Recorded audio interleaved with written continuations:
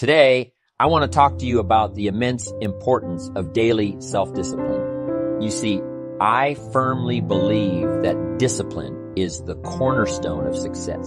It is the driving force behind every great achievement, and it is the key that unlocks the door to a life of abundance and fulfillment. Without discipline, our dreams remain elusive fantasies, and our potential lies dormant, waiting to be unleashed.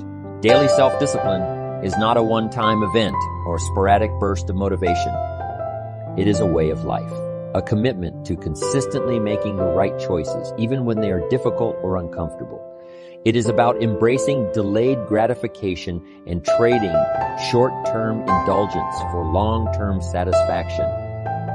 When we look at the lives of those who have achieved extraordinary success, we find a common thread: discipline.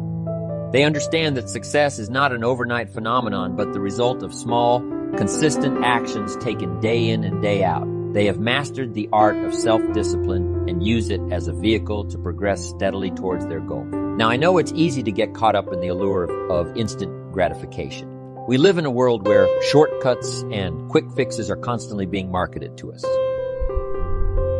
But I'm here to tell you that true success is not found in the shortcuts. It is found in the discipline to do the necessary work, to go the extra mile, and to persist in the face of challenges. Daily self-discipline is about creating positive habits that serve as the foundation for success. It is about taking control of our thoughts, because our thoughts shape our actions, and our actions shape our destiny. It is about setting clear, compelling goals and then developing the discipline to pursue them relentlessly. I often say that we are the average of the 5 people we spend the most time with. That's why it is crucial to surround ourselves with individuals who uplift and inspire us, who share our commitment to growth and discipline. The right associations can fuel our motivation and provide the support and accountability we need to stay on track. But let me be clear. Discipline is not about depriving ourselves or becoming rigid and joyless. It is about making choices that align with our long-term vision and values. It is about finding a balance between short-term pleasures and long-term rewards. Discipline allows us to experience true freedom, the freedom to live life on our terms, to pursue our passions, and to make a positive impact on the world. So, how do we cultivate daily self-discipline? It starts with a decision to take responsibility for our lives and to commit to personal growth. It requires us to identify our weaknesses and areas where we need to improve, and then develop strategies and systems to overcome them. It demands consistency, resilience, and a willingness to learn from our failures. In closing, I want to leave you with a powerful quote. We must all suffer one of 2 things: the pain of discipline or the pain of regret and disappointment. The pain of discipline is temporary, but the pain of regret lasts a lifetime. Choose discipline. Embrace it as a guiding principle in your life. And remember, it is the daily acts of self-discipline that will lead you to the extraordinary life you desire and deserve. Many people yearn for instant transformation, a miraculous change that will revolutionize their lives overnight. But the truth is, lasting change rarely happens that way. It is the result of consistent, deliberate action taken day after day, week after week, and year after year. Imagine a sculptor who carves a masterpiece out of a block of stone. Each strike of the chisel may seem insignificant on its own, but it is through the accumulation of these small, repetitive actions that a magnificent sculpture is born. In the same way, it is the accumulation of our daily actions that shapes our lives. The power of small, repetitive actions lies in their ability to compound over time. Just like compound interest multiplies our financial investments, consistent actions compound to create remarkable results. It is through the accumulation of small steps that we climb mountains, achieve great feats, and transform our lives. Consider the habit of exercise. Committing to 30 minutes of physical activity each day may not feel like a significant change in the beginning. The key to harnessing the power of small, repetitive actions is consistency. It is not the occasional bursts of effort that create lasting change. It is the daily commitment to doing what needs to be done. It is finding the discipline to show up every day, regardless of how we feel, and taking those small steps towards our goals. Furthermore, we must be intentional about the actions we repeat. Just as a farmer carefully selects the seeds he plants, we must choose our habits and behaviors wisely. We must identify the small actions that align with our goals and values and then repeat them consistently. By doing so, we sow the seeds of success and reap a bountiful harvest. Remember, every action counts. Each time you make a conscious decision to eat a healthy meal, to invest in your personal growth, to nurture your relationships, or to show kindness to others, you are taking a small step towards creating the life you desire. And when you repeat those actions day after day, the results become extraordinary. You've got to have family goals. You've got to have personal goals. Worthy projects you would like to support. Not just income goals. It's not to have a home and a nice car and clothes to wear. It's the full variety of things. If you can develop an appetite for all of that. I call them reasons. Reasons make the difference. If you have enough reasons, you can do spectacular things.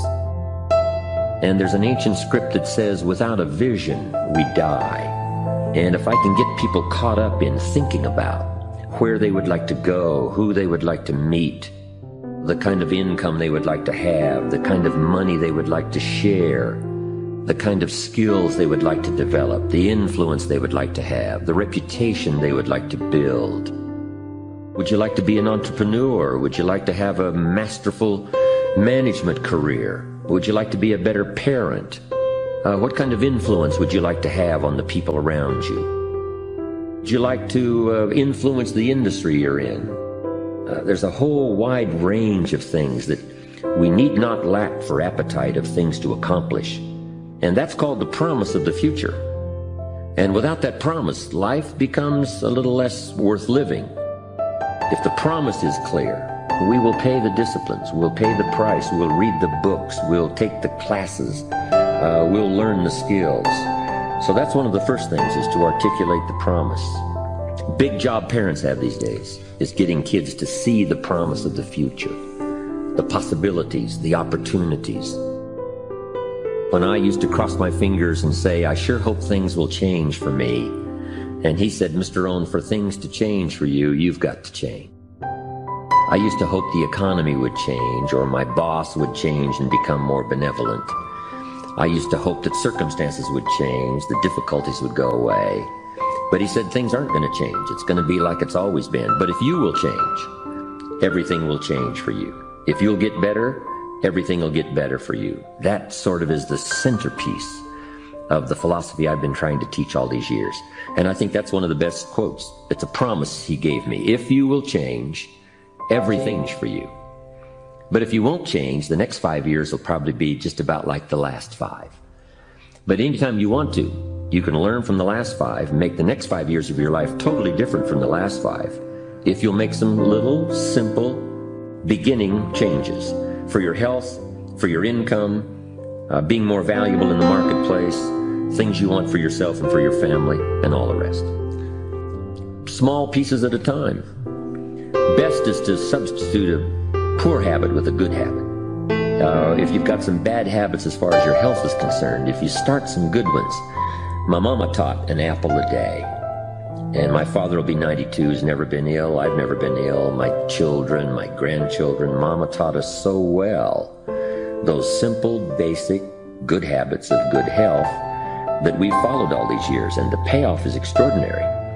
So maybe you've got something like smoking maybe that you shouldn't do, but rather than just trying to quit that, what if you started something positive and you got so inspired about doing that, that inspired you then to start changing something that was negative? Success is looking at your own desires, looking at your own possibilities, and then stretching yourself and seeing if you can become all that you can become, earn all that you can earn, share all that you can share, make steady progress in that direction. To me, that's success.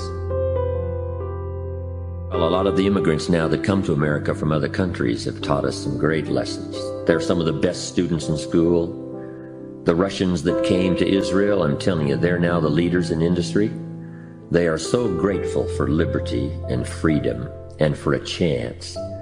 They need no guarantees. They don't need to be taken care of. All they need is an open door, a ladder to climb, a place to start, somebody to give them a chance, and away they go. And I think we've had it so easy in America for so long that we have lost that sharp edge. And who knows, all the shake-up these last few years, the walls have come tumbling down. But in America, we need a whole new sense of personal drive, personal ambition, that will take whatever we got and see what we can make out of it. If it's pennies, we start with pennies. If it's painful, you start painful. You know, if you're ill, you start ill. If you don't have much of a chance, you just start with not much of a chance, but see what you can make of it. And I think some of the people in other countries now where freedom is finally intact, the walls have come down, that are starting that journey could teach us a lot about taking what we've got, making something valuable out of it, rather than expecting someone to give us something. If there's books provided that you don't read, classes provided that you don't take, music provided that you don't listen to, ideas provided that you ignore, places to go of learning, find contact with ideas that could change your life and never take advantage of it, that's the big tragedy, to have so much brought to your fingertips and not to be excited about it. But that's what these seminars are for, that's what books are for. That's what messages like this are for, is to remind people of what all is available. Let us not be cynical, but let us be thankful and reach out and appropriate what's available and let it affect our lives now and in the future. And my study in the possibilities just overwhelmed me as to where people can begin and then finally where they can go, what they can start with and what they can finally become. And to first of all, I think, recognize that is an incredible, exciting adventure. And then if you start working with it, what could I really do if I learned the lessons, adopted the disciplines, read the books, fed on the ideas like bread for my mind? What could I really accomplish? And the stories are always fascinating to us all about where people started, but where they finally ended up, what they finally accomplished, with dangers along the way, of course. But that's what philosophy is all about. Human philosophy is to give us guidance to avoid the dangers and take advantage of the opportunities. Number one, to earlier recognize the dangers and to also earlier pick up the opportunities and make something of them. Constantly amazed at the human spirit, human possibilities. People with the most enormous struggling problems still manage to rise above them and do something noble, something powerful, something wondrous. I'm always intrigued by that.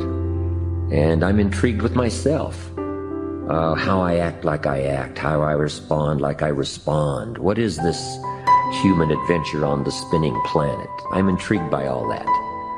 But America, nationally, industries, commerce, business, companies, corporations, institutions, education, politics, all the rest, involving human beings is an intriguing adventure.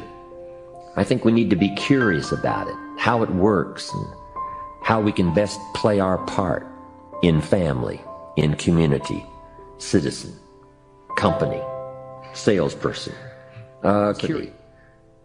Develop an appetite for that, and just start by saying, I'm going to systematically make some inquiry. I'm going to be a better reader. I'm going to listen better. I'm going to search, and start that whole process. And the more you do it, I'm telling you, you'll find something fascinating. That'll lead to something else fascinating, and the first thing you know, you've got this on an upward trend. To become valuable as a leader, to become valuable in articulating the challenge of the future, competing among the nations of the world. We've got our work cut out for us. But it starts at home, being valuable as a teacher. The key is not to just be a teacher, but be a student teacher. Don't just be a salesperson, be a student salesperson. Don't just be a father, be a student father. Don't just be the leader of a company, but be a student leader. And whether it's company, corporation, government, school, community, home, family, office, basketball team, baseball team, wherever people gather for whatever reason, if each one brings a better value to that enterprise, to that game, to that family, to that business, to that office, we've got a good chance of competing well among the nations of the world, and who knows what all we can accomplish in the 21st century. Starting with something simple. Mama said an apple a day keeps the doctor away. Good question for my audience today. What if that's true? Someone says, well, if that's true, that would be easy to do.